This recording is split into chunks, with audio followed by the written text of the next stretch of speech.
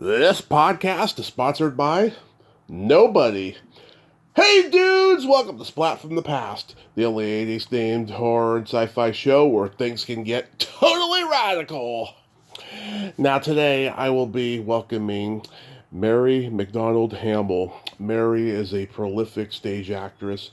She did a lot of Broadway plays back in the day. Four on a Garden, P.S. Your Cat is Dead, Tally's Folly, and she's also got some TV credits with the original Logan's Run series, Quincy and Me, Little House on the Prairie, and she was in the Beniker Gang, a sweet, wholesome, family-friendly comedy drama from 1984 that celebrates its 40th anniversary. I used to watch that movie on HBO when I was a kid.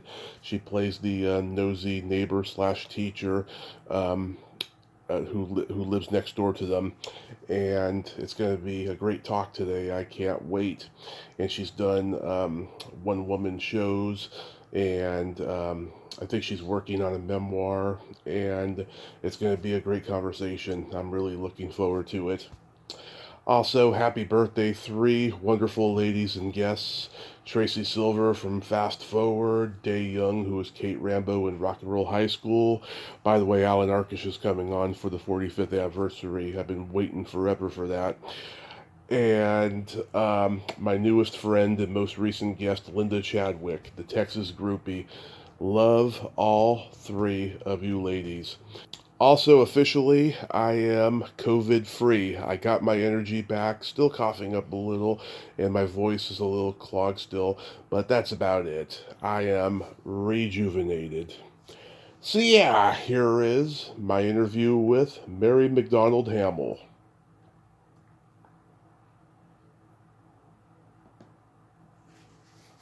Hi, Tommy. Hey, Mary, welcome to the show. How are you today? Thank you. I'm good. How about you? I am fantastic. I can't tell you what a great honor this is. Thank you so much for taking the time today.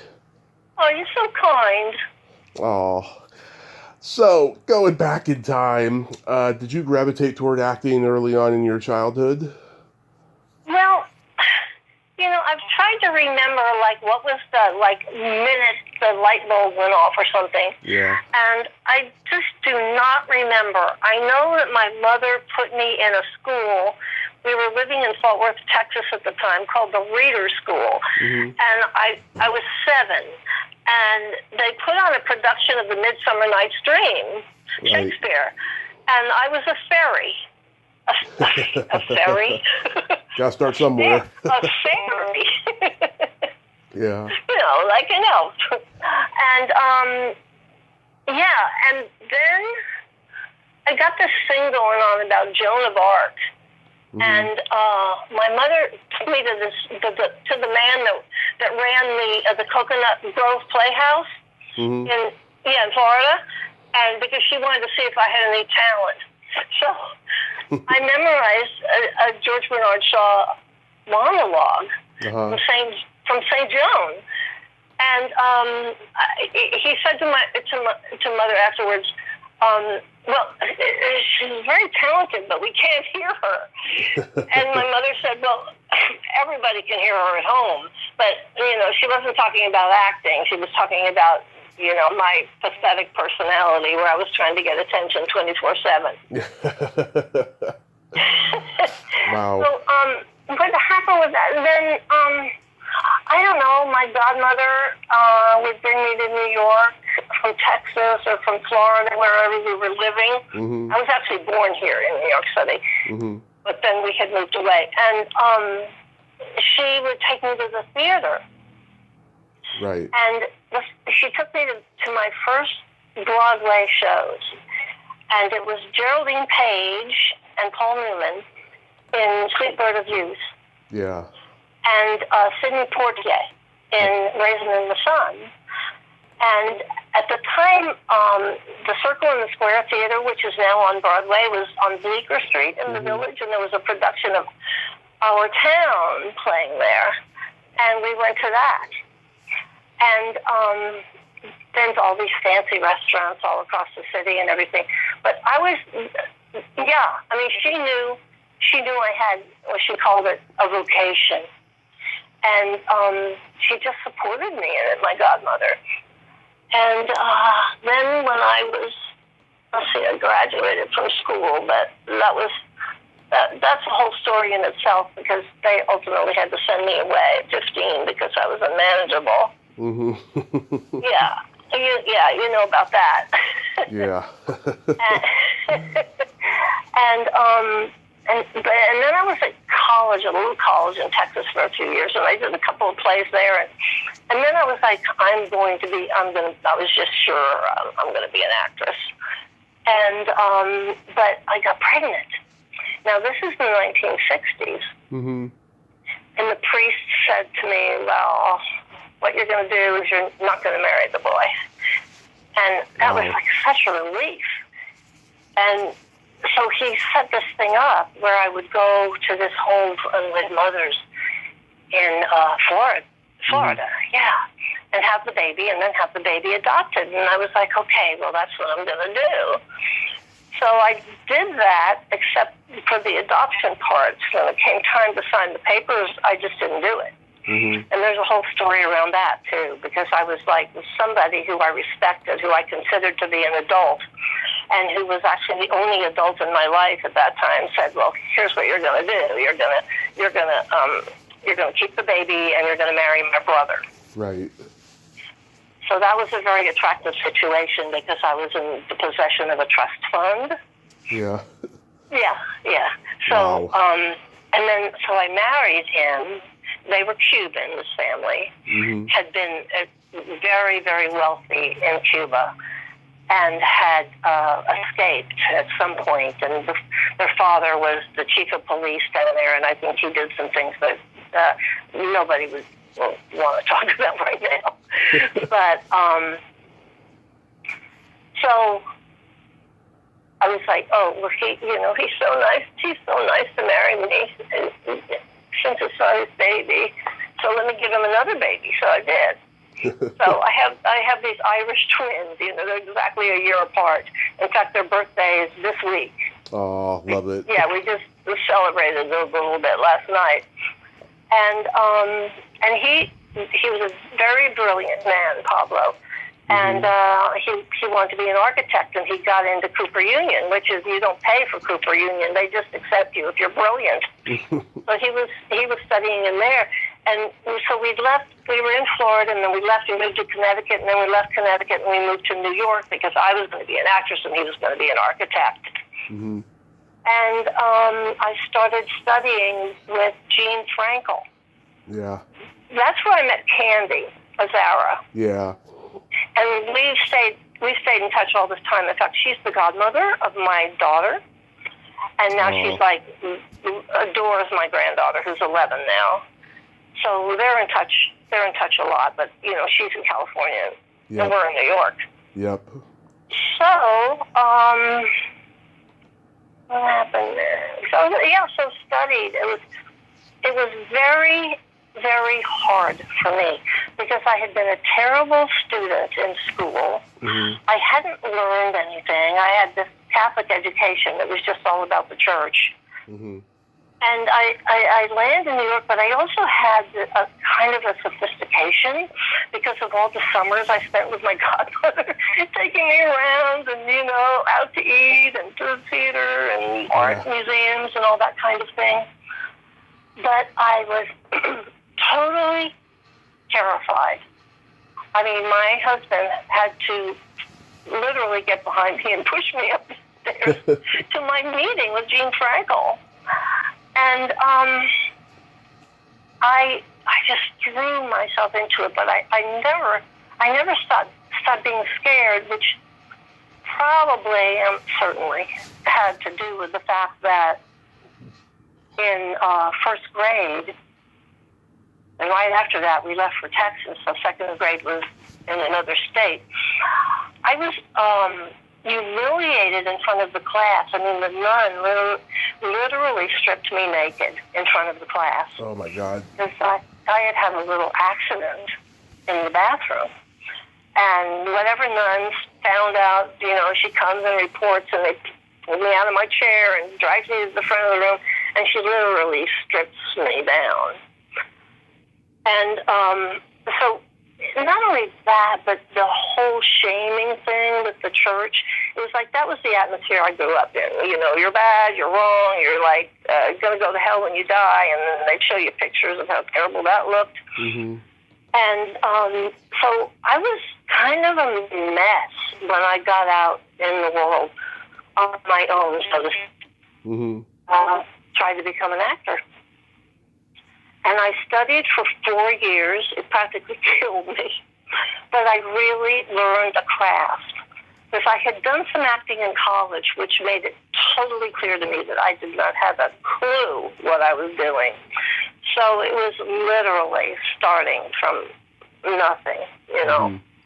And Lee was, I would later study with Lee Strasberg, but Gene Frankel, he was the first teacher I studied with, and they were both method, you know, so I learned how I could concentrate on something, you know, like a sense memory or not an emotional memory, because I literally believed I did not have any emotions, but like sense memory, and I could get through scenes, and I could do Chekhov, and I could do Tennessee Williams, and all that kind of stuff. And 4 years I studied, and then by then I was 29, and that's how old I was when I got my first job. Wow. But I looked about 12. Yeah. And my mind was like 12. I mean, I just still was, even though I was living in New York and everything. But, yeah, so that was the beginning. It was the beginning. I wanted to ask you, when you studied with Lee Strasberg, who were your classmates? Oh my gosh! Don't ask me names. Well, was Al Pacino? Not Marilyn Monroe, but I do adore her. Was Al Pacino there? No. Okay. I was not a member of the Actors Studio. I studied in Lee's private classes at Carnegie Hall. Got it. So that's a whole different thing, but it was a thing. I mean, we were doing crazy stuff in that class, and it's embarrassing to look back on it. But he was really big on the private moment, and people would do what in front of the class. And, yeah. But I really didn't. I don't know that I learned anything from him, except that I did bring a scene in from what's it called, Glass Menagerie. Oh yes. Right, where I played Laura, and I gave Laura a libido. And I found my mother's not there, and I find this feather boa, and I wrap it around myself, and looking in the mirror, and I'm dancing and everything. I don't remember a whole lot of things from my life, but I do remember that because I was so proud of myself when I actually carried it off. But I can't tell you what Lee said because I don't remember. But have you ever heard of Peggy Fury? Oh yes, I know a lot of people who studied with her. Oh, well, one day Lee didn't come in. Well, one time Paula Strasberg came in, but that was forgettable. But Peggy Fury came in to take the class. And I fell in love with her. I mean, she made everything so clear. And so I just ran off and started studying with her. And I think it was before that I started working. I got booked for a bunch of commercials, back to back to back. Yeah. Listerine and NyQuil and, I don't know, electricity and just all this stuff. And I got my first job on the stage, which was at a theater called the Red Barn Playhouse. And William E. Hunt is the one who found you? Oh, my God. Yeah. Well, God bless him. He hired me again later off Broadway. But I was such a nervous wreck, and I had also met this guy that was going to be my second husband. And I was such a nervous wreck. And then my parents came, because my parents had this summer house out on Long Island, not far at all from the theater. And they showed up one night, and I got this standing ovation. I had this little part, really, but I was really funny. I mean, I had discovered along the way that I had this natural proclivity towards comedy. So this happened, and afterwards, the mother comes back to my dressing room, and Daddy isn't there, and she says, oh, he's gone back to the house. But she said he was crying at your curtain call. The next morning, I woke up. I could not speak. I didn't have a voice. Yeah. And so they put my understudy, who was like a neighborhood kid, on. And I don't remember if I actually went back to the show and closed it, or she closed it. I just don't remember. But all I know is that I was so sick. I mean, it wasn't one of those things that you could push your way through. It was like COVID on steroids or something. Yeah. Yeah.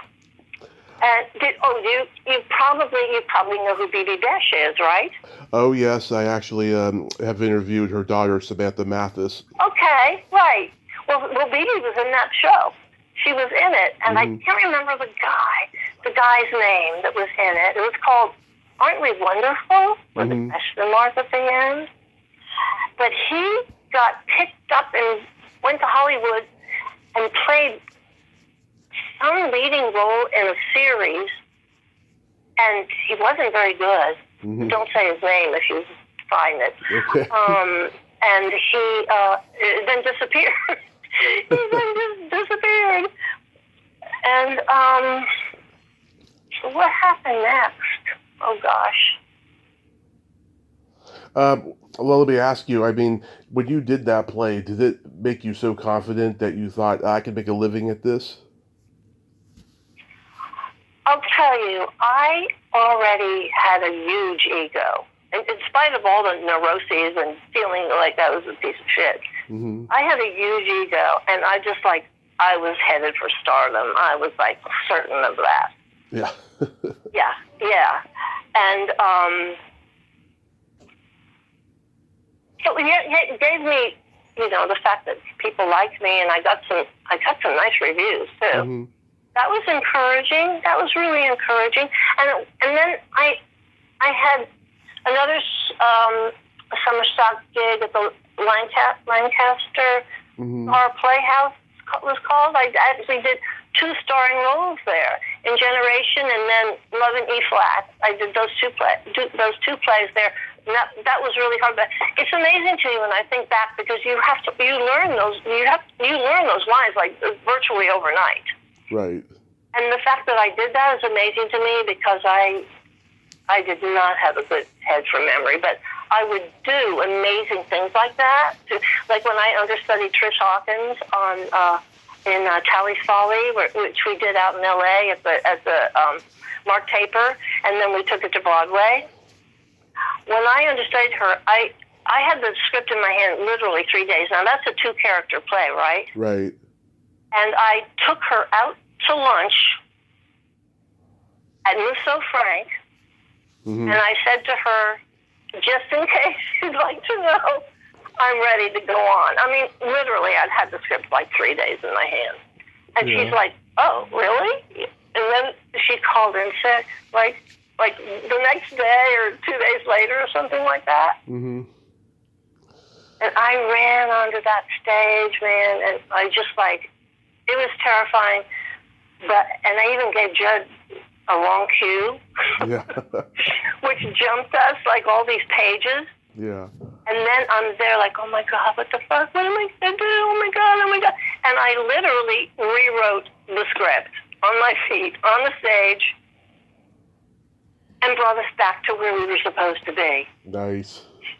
So these kinds of things, it's like, they are out of your control. They really are. Because I've had other mistakes like that on the stage. And somehow there's an intervention and something comes down and just takes over and saves you. You have to be saved. You cannot not be saved in front of an audience. Except that did happen to me once. And I'll tell you about it at any point you're interested in knowing. I'm interested now. Go ahead.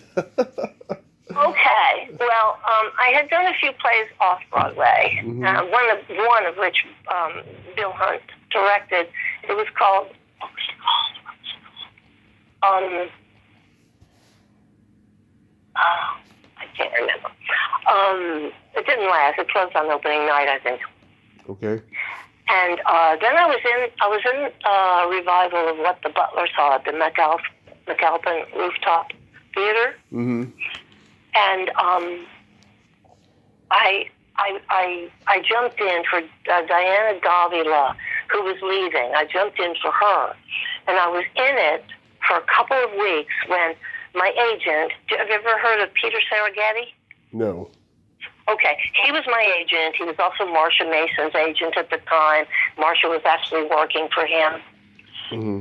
And Marsha was, so the producers of this Abe Burrows new comedy that was coming to Broadway called Peter Serragetti from Marsha Mason.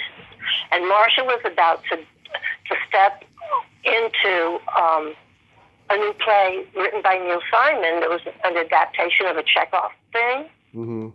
So he's on the phone with the David Merrick office, and he's saying, well, Marsha's not available, but I have someone else. Mm-hmm. Let me send her over. So I go over, and it's on the stage, some Broadway house, and I go out and I read these two scenes. So the play was called Four on a Garden. Have you heard of it? Yes, I've heard of it. That's the Sid Caesar and Carol Channing play. Exactly. Yeah. Tell me about those colorful personalities. I will, but first I'm going to tell you that they hired me on the spot, and Peter Serragetti got on the airplane and flew with me to Boston because that's where the play was at the time. And it wasn't Sid at the time, it was Barry Nelson. Yep. Now, Barry Nelson had been, and Abe Burrows was the director, and Barry Nelson had been in like Cactus Flower and he was the first. He was the first James Bond before Sean Connery. Was he really? Yeah, I think General Electric Theater or Playhouse 90. He did one of those live theater shows. It was a James Bond story. Yeah. Well, just the sweetest guy and just a total gentleman. Okay. Mm-hmm. So I'm being rehearsed in a closet. Because the person I'm about to replace doesn't know about it. Mm-hmm. And she was, I don't remember her name, instead I don't, but she was actually the girlfriend of David Merrick at the time. Okay. But they said, she isn't funny enough, is what they said. So, I mean, I just unnatural at comedy. And so I'm rehearsed, like day and night for like 3 days, and then I stepped on the stage, and everything was fine until I think it was my third performance, and it was at a matinee. Mm-hmm. And do you know who George S. Irving is? I've heard his name, yeah. Yeah, okay. Well, he was just a real journeyman. He did 1 billion shows on Broadway. And he was married to Maria Kornilova, the Russian actress. Okay. Probably don't know. This is all so long ago. But, so there's 1, 2, 3, 4. There's 4 of us that are playing like the transition scene parts, and they're all fairly well written, but some of them are like not. But my part actually was well written because I had the whole stage to myself before Carol Channing's to make an entrance. And George S. Irving is the TV repairman, and I'm explaining to him that hurry up there, the Yule log is coming any minute, and very important people are coming, and then he says, Yule log? And I'm like, well, no, it's a cake, and it's covered with chocolate, and it's I have this whole long explanation about this cake. Yeah. In the middle of it, I go up. I am completely blank. The stage manager is throwing the lines. I mean, the audience could hear it. Right. From the wings. And I could not save myself. I was a total blank. The next thing you know, Carol Channing's making her entrance prematurely. Yep. And crosses straight down stage center to the audience and says, 6 different kinds of nuts. That was my line. Yeah. And she got this huge applause. But before that, it's like the audience knew exactly that I was lost. They were turning to each other. They were whispering. But anyway, that event and the event from first grade were the predominant events in my life that were with me whenever I was on the stage. So I was always like, am I going to make it through? Am I going to make it through? Yeah. But that never happened again. And, you know, I saved the day a couple of times and stuff. Yeah. It doesn't really matter which. And, yeah, that was my Broadway debut. But, okay, so Carol and Sid, so we're going all over the country because Abe is, like, rewriting like a maniac. Right. And we're going all over the country, and we get to Philadelphia, and I find this out later, that Barry Nelson was not allowed to leave his dressing room until Sid stepped on stage in his place. So he had to sit up there in it may have been the Forest Theater, I'm not sure, in this dressing room, and then until Sid spoke the first lines, and then he could leave. Barry was on a run-of-the-show contract, so what did he care? The show was not doing well, but, you know, if it did, he'd still get paid. And so Sid, oh my God, I just felt head over heels in love with him. He is the most just extraordinary person. I couldn't take my eyes off him. I would stand in the wings when I wasn't on stage just to watch him. Right. I mean, it was like an acting lesson, you know, PhD, QRST. It was like, he was just so great. But, so Carol was really trying to keep up with him. Mm-hmm. And I guess she did pretty well. But then, you know, Abe's like rewriting, and it was a big mess. But the one thing I want to tell you about Carol is that when I first showed up in Boston, I sat in the audience and watched the show. Mm-hmm. And that particular night, one of the there were 4 plays.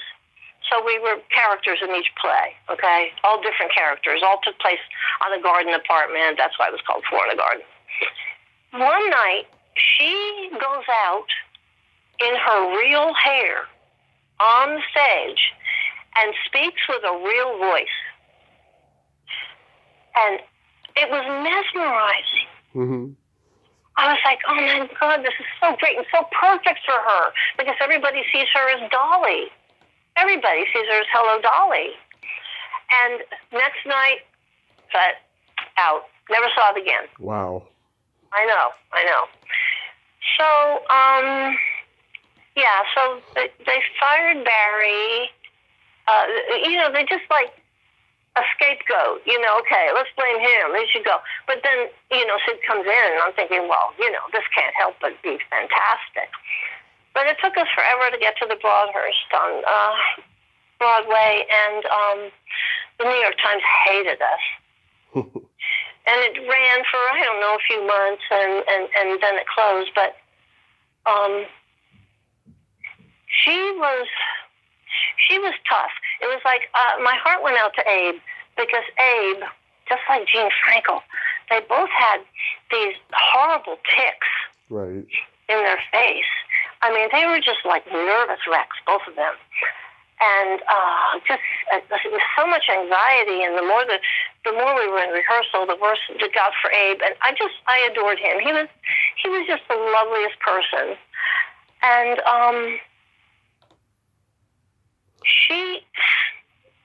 I think she and David Merrick were kind of like doing something. I don't know exactly what they were doing. Yeah. But little hanky-panky. Well, no, not that, because do you know she has a husband behind her? Oh, yeah? I forget his name, but he was like her manager, and I think he had something to do with it. But she was always having everything changed around and everything. Ultimately, they hired someone else to do one of my roles.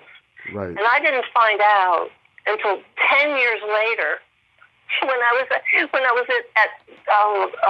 142nd Street, was that in the Imperial Theater, I think it Probably. was. And I was there with my godmother, and what's his name? the stage manager came up the aisle and started talking to us. And so we're talking to him, stage manager of the play I was in, Corner Garden. Right. And I don't know what he had to do with 42nd Street, but he did work for David Merrick, so who knows. But he came, Jeff Chambers, that's who it was. Okay. He comes up and he starts talking to us, and I introduce him to my godmother, and he says to her, Mary was the scapegoat in that production. It was like 10 years. 10 years later, this is the entire time. Nobody ever called me up to say, wow, or say anything of that nature. And it kind of released something in me because I knew I was good. I mean, I knew I was doing what I was supposed to be doing. But the fact was, I was too good. Right. Now, can you imagine somebody like Carol Channing of her statue wanting me out of the show because I got a laugh? Oh, there's people out there like that, trust me. Well, I don't have to trust you. I know for sure. Yeah. And it's sad to me because it's like you can be so fabulous and everybody loves you, but it's like it's not enough. It's like, but I do understand the not, being afraid of fucking up and somebody else pulling the attention away from you. But it was just so ridiculous, because the person they hired I actually knew her. She was in one of my acting classes. And she wasn't funny. She's dead now, so I'm not going to say her name, but she's dead now. Uh-huh. But we looked alike, so nobody knew it wasn't the same actress. And she wasn't funny. She was invisible, and that's exactly what Carol wanted. So I was hired in the first place because the first person who played the role wasn't funny enough, and then I'm funny, and then Christine her name, that's just her first name. Okay. She gets in the show because she's not fun. Anyway, it was a terrible time. It was a really terrible time. Wow. So yeah. So let's get into film and television. You were in the pilot episode of Logan's Run. Yeah, and you know what? I didn't think I had anything at all to do in that show. Uh-huh. And recently, by recently I mean in the last few years, I got this. What did he do? I guess he contacted me on Facebook, and he asked me for my autograph. This lovely man, Dennis Gardette. Mm-hmm. He's in Paris, and he started this it was like this kind of fan club for me. And he just every once in a while he'll post a picture of me in Logan's Run. And then when I got to look at the whole thing, because he had the whole thing online, I think, I was like, oh, you weren't bad at all. That was not. I mean, it wasn't a big part, but it wasn't a terribly little part either. Mm-hmm. So that was nice. I did that. Logan's Run. Gregory Harrison's a great guy. About 20 years ago, before I even knew I wanted to interview people, his email was public on his website. I sent him an email with all these questions, and he replied me back, and I learned some stuff about him I would have never have known elsewhere, and stuff like he turned down Airplane and RoboCop and all these different movies and stuff. I thought that was so interesting. Well, Dennis really likes him because Dennis goes to all those shows, they have for that whole series. The Comic-Cons. What?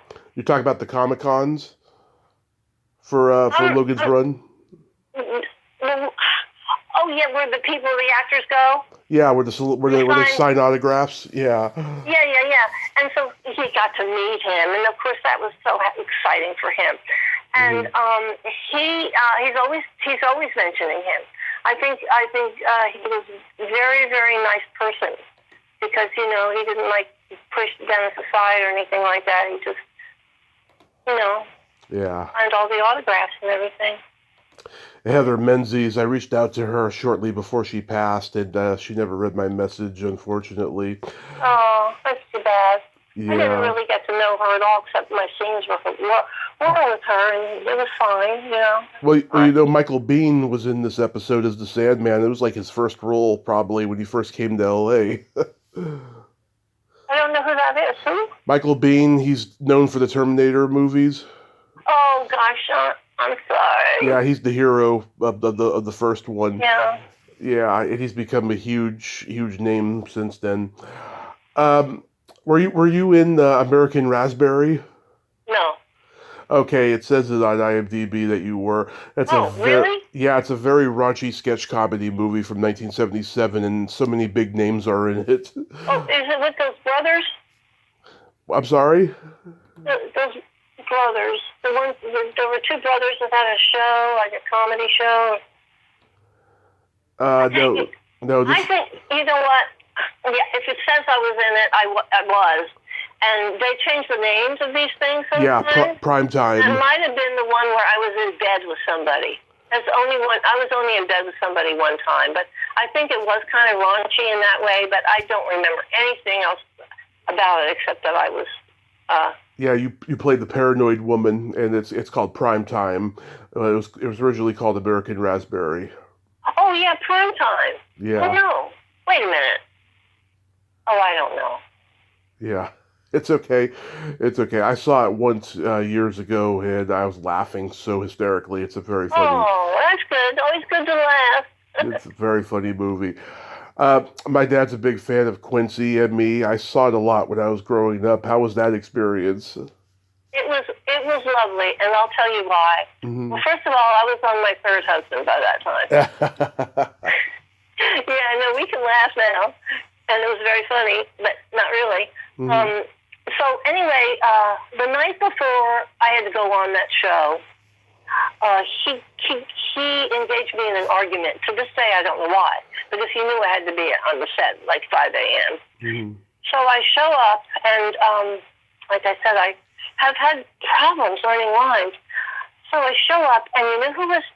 If you watched it, you saw that Rosie Greer was on that show. Yep. And Rosie Greer, God bless him, he took me under his wing, and he ran my lines with me till the cows came home. I mean, just over and over and over again. And there's one of the scenes, I don't know, I should have that stuff on my website, but things got so confusing for me with online stuff that I don't think I ever got them on there. But this one scene I see, I'm not acting. There's a scene with Jack Tugman, who is also a lovely man. And I'm upset about something. And so I come in, and I really am upset, because I was like, am I going to get through this scene or not? Remember what I'm doing? And so that's what, if you ever see that show, that's not acting. That's me for real. Yeah. But Rosie was just like, just the sweetest man. I heard. So lovely. I know an actress who learned how to throw a football because of him. I'm not surprised. He taught her, right? Yeah. Yeah. He would do that. Yeah. Yeah. That's sweet. Yeah. Quincy was like the first forensic show long before CSI. Yeah.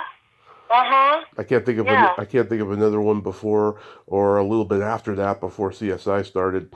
It's incredible. How was the Little House on the Prairie experience? Well, it was fabulous. So what's his name? Michael Landon. He's a lovely person. I had auditioned for him for an ongoing role, and I see why I didn't get it, because I really wasn't right for it. Right. But he liked me, so he put me in the show. He gave me another part. And I just really liked the respectful way everybody was dealt with on that stage, and just how kind of a person he was. He was just very kind and very centered, very balanced. Mm-hmm. And it was a very good experience, and I'm very pleased when I look at my work there that it's good. It's good. Yeah. Did you work with Charlotte Stewart? Don't think so. To play Mrs. Beadle? Yeah. Oh my God. No, we weren't on. My scene was not on the prairie. It was in the city. Okay. Yeah. And I was the mother of a child who was being abused by his father. and he had to be sent away. So he was sent away to the Prairie. So they ended up on the Prairie somehow as a grown-up. So in the scene I'm in, I'm the mother and he's the child. And then when they get onto the Prairie, he's a grown-up. And so I was just like the backstory to show why he was so screwed up. Okay. Yeah, because I've met Charlotte a few times at conventions, and I interviewed her. I got her to swear on this podcast, wholesome Mrs. Beadle. Well, as it turns out, I bought her memoir, and it turns out she used to hang out with all the rock stars in Laurel Canyon, and she did a lot of drugs and drank and dated famous people and stuff. Yeah, she was not that character in real life, I'll tell you. Yeah, we aren't. No, we're not like any of those characters. I know, that's what I love about all his. Oh my God. So I love the Beniker Gang. It was a huge staple of my childhood. It used to be on HBO a lot and stuff. Yeah, I still get checked. Yeah, so I just got one yesterday. Yeah, so was it a standard audition for you? Like, did you know somebody involved? Like, how did you get that? No, I auditioned for it. Lynn Stallmaster? No, not her. Oh. I think her name is Lynn Kressel. Anyway, she was a big casting director here in New York, and she was very intimidating. And I went in, I auditioned for it, and that's how I got cast. Yeah. Oh my God. Andrew McCarthy had just done the raunchy teen comedy Class, and here he is in a sweet, wholesome family comedy playing the young adult brother who has to be the parent of his siblings. He's so talented. I mean, a really talented guy. Yeah, I liked him. And do you remember any of the siblings at all? Yes, I've talked to. Do you remember Jennifer Dundas? Yeah, we were in talks of doing an interview at one point, and then she got a little weird on me, unfortunately. I talked to Stacy Glick, who played your youngest daughter. Yeah. Okay. She's a literary agent now in New York. Oh, that's interesting. Oh. Yeah. Oh. And she still talks exactly the same as she did then. I'll tell you, her voice hasn't changed. And she didn't remember much about the movie, but she seemed to have had a good time making it. The older daughter, Martha Byrne, she's still acting. Oh my God, she is so great playing that blunt, matter-of-fact bully daughter of yours. Gosh, I don't remember much about the scenes. Well, I'm sorry, Jennifer was not, She has an ice cream store in Brooklyn now. Well, that's what I was going to tell you about. Yeah. It's called Blue Marble. Yes. In fact, she started opening in chains, right? Right. And one was like 2 blocks from me, except that just a couple of weeks ago, it's no longer Blue Marble. It's that LEWEN that I can't pronounce. It's another ice cream. But then I spoke with someone, the hair salon that's on the same street, down the street from her, and she said that Jenny, I think they've gone wholesale. Is that what you call it? Yeah. Okay. I think she's closing the stores, but it was organic ice cream, which it was really, really good. Yeah. But she's very, very, very enterprising. Her mother was that way. And her mother was on the set the whole time because she was only 12 at the time. Yeah. And I got to be really good friends with her, and we kept in touch for years. But she got kind of strange too. I went to see her in a show off Broadway recently. And, I know that her brother Matt is a stand-up comedian. Oh, really? Yeah. Oh. I did stand-up comedy for 10 years, and I always heard that Jennifer Dundas's brother was a stand-up. I've never reached out to him, but I know about that. She's very talented. She started working when she was like 5 or 6. Oh, yeah. And she played Andrew's sister again in the next movie they did, Heaven Help Us, and she's so good in that.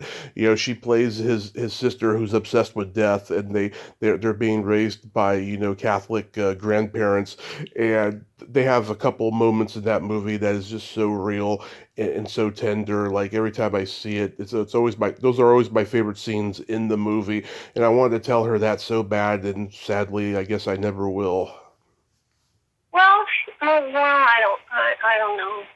But She's one of the few child actors that actually make it out alive and have a life. Yeah. Because she was really young. I mean, she may have been 4. I don't know, but she has a craft, and I don't know if she ever studied in the interim or just learned it on the job. But she's good. But I'm sorry you had that experience. If I was, it's okay. If she was, still friendly to me, I would say call Tommy. But one of the other siblings is Danny Pintero, who later went on to do Who's the Boss. I think he had just done Cujo at that time. Yeah. Yeah. They were sweet, those kids. It was fun. It was a fun gig. Yeah, tell me about J.T. Walsh, because nobody knew who he was at that time. Oh my God, that's so funny. I was just trying to think of his name because I was going to tell you I was in love with him. Oh my God. He just totally kept to himself. Yeah. And I was just chasing him down. I mean, I'm embarrassed to even think of it. But I had such a crush on him. But he was just one of those actors that are just they're just very stable and very inside themselves. And, they don't get involved in any of the politics. They're not yakety-yak backstage or anything like that. He was just inside himself, and that was it. And, but what's his name? The old guy. Oh, William Dewell. Billy Dewell. Oh, my God. I loved Billy so much. He was great in One Flew Over the Cuckoo's Nest. He was fun to be with.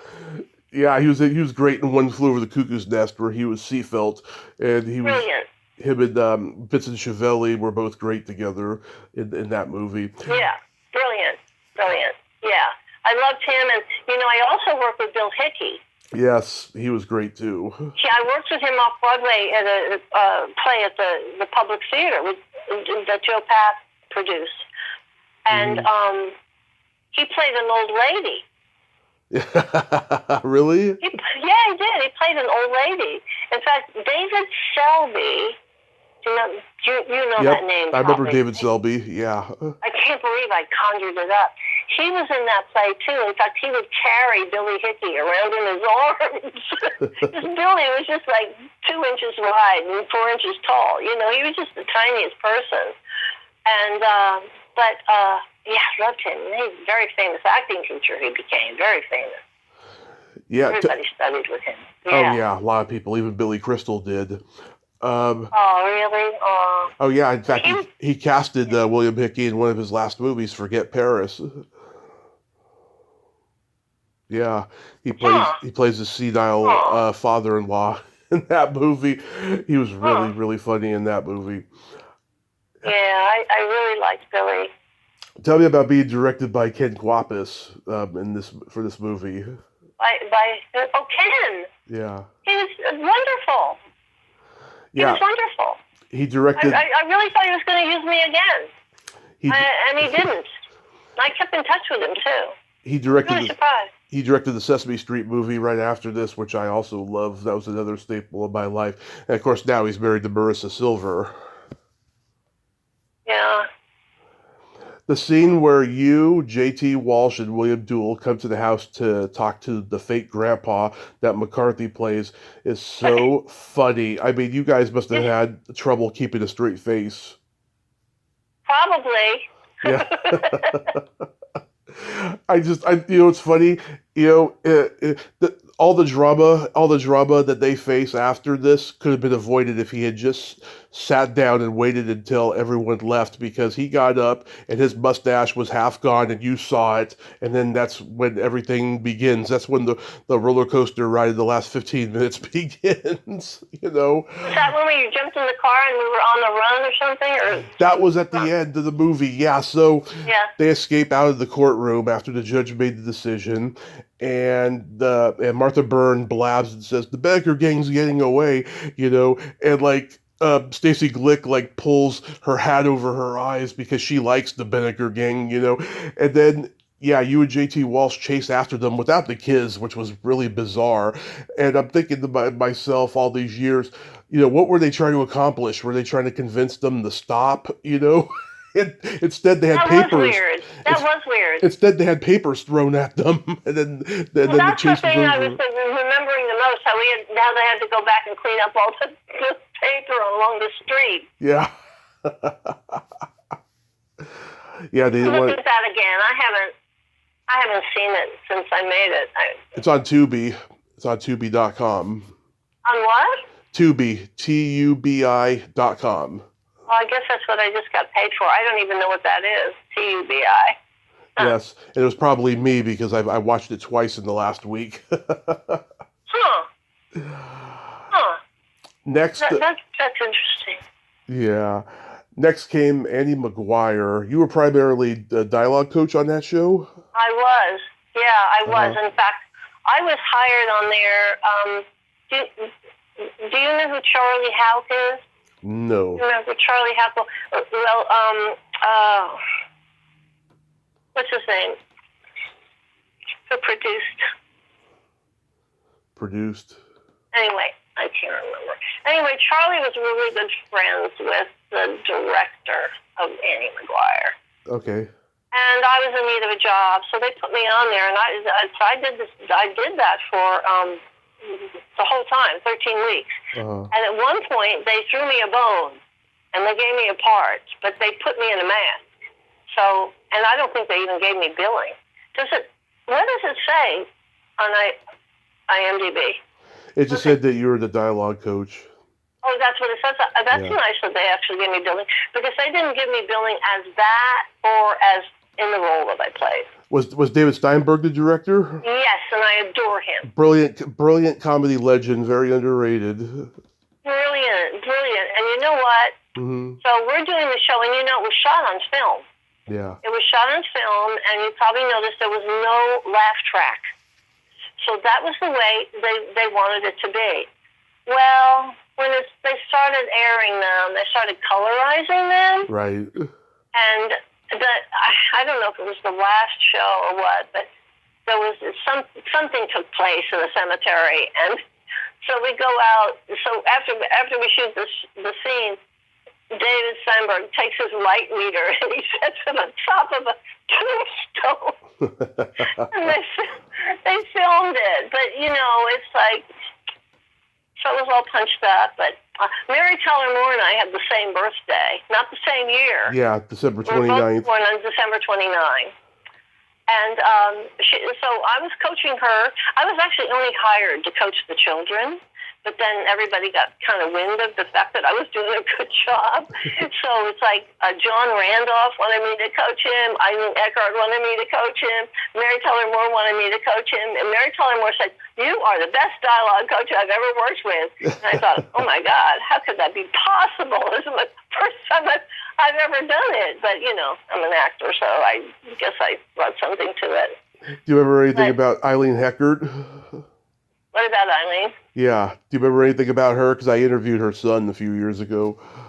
All I remember is that she's as scary as shit. She's a scary dude. Yeah, that's what he told me. She is so good. So good. I can't remember any time I spent with her alone that's memorable, to tell you the truth. But, she's dead, God bless her, but she left a nice body of work. Yeah, that's what he told me. She had no boundaries. She had quite a mouth on her. Yeah. But Mary is like, she's just a thing unto herself. It's like everybody bows down before her. Oh, yeah. Or did, and this could have been good. If Hollywood had really gotten behind everybody, I mean, I haven't watched any of it since, it was aired. But, I think it could have been good. But, yeah. I don't know what happened to it. But it did run that whole season, but it was never renewed. So I know that you've done short films in recent years, but did you just leave on-camera acting for a while? Okay. So this is what happened. Mm-hmm. Well, I did 2 other shows on Broadway. Right. And, I went back to Hollywood for the second time, which was a big mistake. Right. Now, don't go back when you're a woman and you're 40. It's like a big mistake. But I did go back because I knew that the fellow I was living with at the time was going to be a huge set, and he was. And, that was fine. But then I got stuck out there and, taking one stupid job after another just to stay afloat. So finally, I was able to make my way back to New York. But while I was out there, I just want to tell you about this. Mm-hmm. While I was out there, I came to this realization that I didn't think I had ever done anything that was worthwhile, neither on stage or on film or anything. And because I wanted to talk about important things. Right. And and the other thing I wanted to do was I wanted to memorize Shakespeare because I didn't understand him, and I thought if I start memorizing him, I'm going to be able to understand him. So I'm out there, and this is during the same time that I had to kidnap my mother from a family member, where she was literally being murdered. Yeah. Yeah. And I had to save her life, and I brought her 3,000 miles across country in order to do that. So my mother was in my life, and I was memorizing Shakespeare. I ended up memorizing like 50 great Shakespeare speeches. And when I laid them all out, I saw that they were telling my story. All these speeches from all these different plays were like telling the story of my life. So I started writing my story. Mm-hmm. And I was doing salon readings at home. And I was also, I also did for 2 different amphitheaters, both of them in Beverly Hills. I presented the whole entire show. Right. And then I'm like, what am I doing in Hollywood presenting Shakespeare? I mean, who cares? Yeah. So I was like, let me go back. I want to go back to New York because I'll go back to New York and I'll do it. So I came back here, and I started just doing little pieces of it here, there, and everywhere. And I somehow the students from up at Purchase, they got notice of me, and they just started putting me in their movies. I think I did 3 or 4 films for students up there. Right. And that's how you find those. And I'm happy with my work in those movies. But where am I going with this? Okay, so I also went back to class. And I was studying the Alexander technique. I don't know if you know about that. I've heard of it. Yeah, it's like all the Brits are trained in that, and I guess more Americans are too. But it's really about your body, and I won't say posture, but that's kind of the wrong word. But that you actually do become this vessel that you have to be an actor and deliver the goods. Right. So that, and plus Linklater voice, and so I just threw myself into those classes. And then I was back in acting classes with Eric Lieberman. Do you know Eric? You've probably interviewed him. No. You don't? Okay. Well, you should interview him because it'll be a really interesting interview. He's very, very smart, and he's a very accomplished actor. And so anyway, I'm doing all these classes, and then I'm going to acting classes, and I'm realizing that I'm like terrified. And I was like, what's with this? It's like, it's been so long, and I just was like having these anxiety attacks. So, long story short, I just stopped. Mm-hmm. And it was fine because, the first time I had come back from Hollywood and I had looked at all my posters from the shows on Broadway and off Broadway and looked at the posters on my wall. Right. I was like devastated because I was like, oh, what happened to you? Why didn't you go further? Blah, blah, blah. And I was just like, felt so terrible. This time when I came back, I'd look at those posters and I'm like, wow, that's kind of cool. You did all that, and not only that, but those posters are probably all worth something now because this is my archives, they're archival. So, so I know it's probably not the most interesting thing that you want to hear, that then I just decided to start, after, I did take my solo show, the Edinburgh Festival, and I did it off-Broadway before I went there with it. But then when I came back, I kept working on it, and then ultimately, I just stopped working on it. I'll go back to it, though, because somebody else can do it, do the acting. And so now I'm just writing. I'm writing a book. I have just lots of interesting stories to tell, and so that's what I'm doing. And I don't feel like, oh gosh, I want to be on the stage, and yet I do feel that that I was a little bit wasted. That I should have been. Somebody should have recognized me more than they did, and put me in more things than they did, because I did a good job. I just think I got the wrong roles, and that nothing really went anywhere. Right. But it went to you, and for that, I'm extremely grateful. Oh, yeah. I mean, you did good with what you got and everything. Nobody's careers turned out the way that they had hoped. But you could make one difference. You could make a difference in one person's life, or a few. That's all you really need at the end of the day. You're absolutely right. You're absolutely right, and it's like everything else is ego, and I know one has to have it in order to be on the stage, because it's so ridiculous that any of us actually end up there, because we're also neurotic. But I think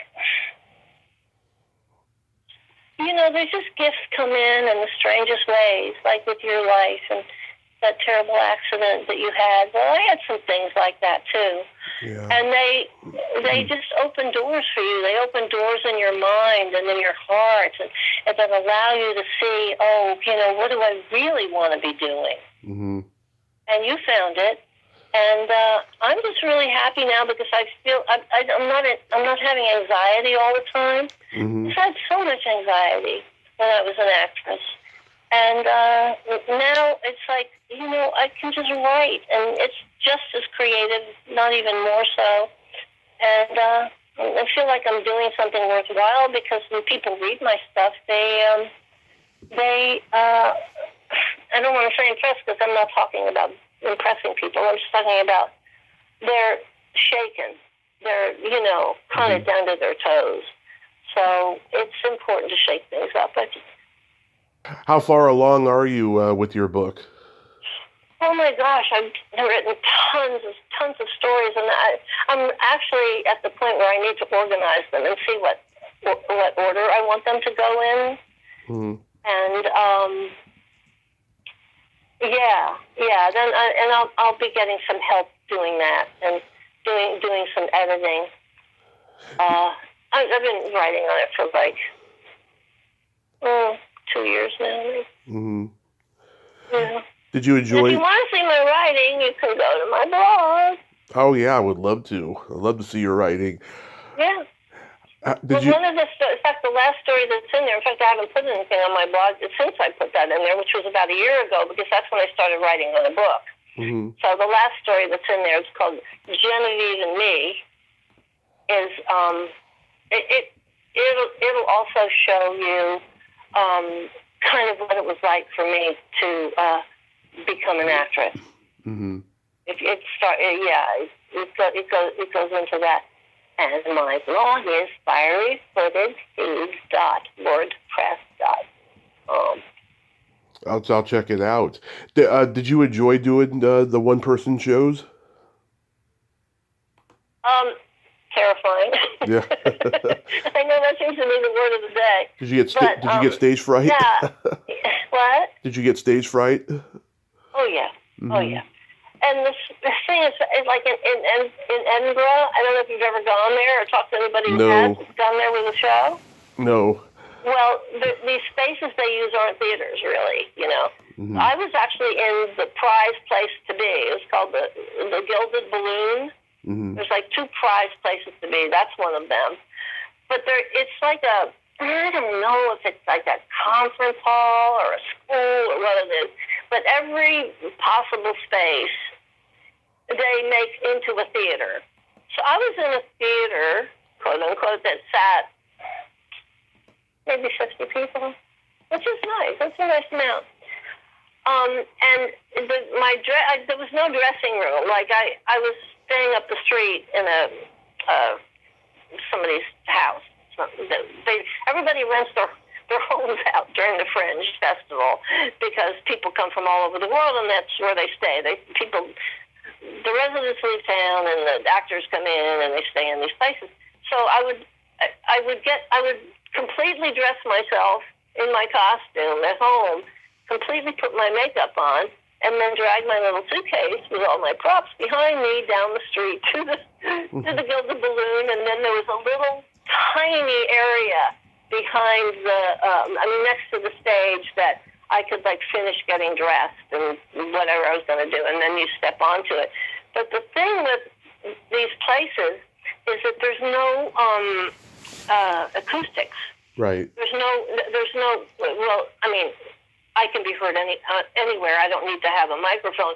But the thing is, you can also hear everything that's going on in all the other spaces that are around you. And I happen to be below and above a rock band kind of thing. Right. So in that regard, it was just really hard. I mean, I just advise anybody that's going to go there with a show to really get to know the lay of the land and where you're going to be and stuff. Because it shouldn't be as hard as it was, but it was fulfilling in so much as that I was saying important things, and people were touched, crying and stuff, and and staying afterwards and talking to me and stuff like that. So it was in that regard, it was really good. Yeah. That is just so wonderful. You are so blessed, Mary. Real quick, we got to play my secret silly game. This is a series of silly slumber party questions. It's no win or lose. It's just pure fun. And how the game works is I ask you the question, you answer it, and then you ask me that exact same question and I answer it. And feel free to comment on the answers because they might be funny. Oh dear, all right, but I'm not very quick-witted. I'm just telling you. That's okay. That's okay. All right. Mary, are you ticklish? Oh my God, yes. Are you? Yes. If you tickle me without warning, I might hit you in the groin. No. Onward. Is your belly button an innie or an outie? Oh, let me look. In. Love it. Yours? Yeah, it's also in. Okay. What color are your toenails painted? They're not. Okay. What about you? They are clear polish right now. Oh, that's nice. Yeah. I did paint my toenails once. Mm-hmm. For my daughter's wedding. I'm a purist, Tommy. Let's put it that way. I don't want any of that crap on my body getting into my bloodstream. I totally get it. I've been painting my toenails since I was 13. And okay. I went through What color? The first time I ever did it, it was probably red or something. Yeah, probably. Yeah, I like to do elaborate colors, but right now I'm lazy, so I just have clear on. Well, if I were to do it now, I would do each nail a different color. Oh yeah, people have suggested that to me. I'm just too lazy to get all the different colors, the polish and everything. I do have one little bottle. It's a reddish color. Nice. What would you say is your best personality trait? My sense of humor. You do have a good sense of humor. Oh, thank you. What about you? I have empathy, and I have no filter. Yay! Yep. Fabulous. And then my favorite question, is there a stinky smell that just makes you gag? I've never gagged, only when I've been sick. Okay. What about you? I don't know if I want to hear this. Yeah, it's flatulence and the smell of feet. That's enough. Yeah. That's enough. I think you need to change these questions. I've been doing them 6 years now. Okay. They've evolved. Well, maybe you want to get a more sophisticated audience. I don't. Who is your favorite Victorian writer? Victorian writer. Yeah. Maybe Mark Twain. Oh, okay. Yeah. Mine is Charles Dickens. Is that Victorian? Probably, yeah. I mean, he was way, way old even before probably radio was invented. Okay. Mary, thank you so much for coming on today. You are just so wonderful, and I'm glad to. Oh, you're wonderful. Thank you for offering me this opportunity, because I've only been interviewed twice before, and one time was a total disaster, and the second time we had to heavily edit it. So. Wow, and you decided to take a chance with me. I am so honored. Oh, well, I'm honored. Thank you so much, Mary. You are wonderful, and I can't wait till the book is finished. And keep writing, and have yourself a great day, and be safe out there. You too, honey. Thank you. Bye-bye. Okay, bye. Bye-bye. Well, there you have it.